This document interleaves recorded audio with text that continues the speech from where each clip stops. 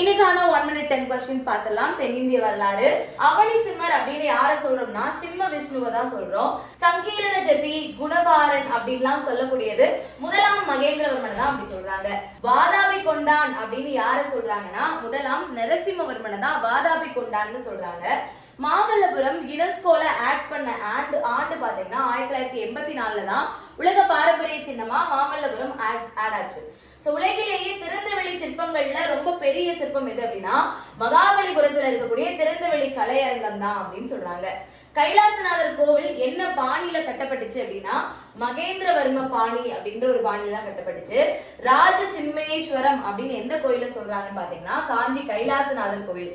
காஞ்சி கடிகை அப்படின்றது என்னன்னா கல்வி மடம், ஒரு கல்வி மடத்தினுடைய பெயர் தான் என்னது காஞ்சி கடிகை. நியாய பாஷ்யா அப்படின்ற நூலை எழுதினவர் வாத்ஸ்யாயர். தசகுமார சரிதம் அப்படின்ற நூலை எழுதினவர் தண்டின்.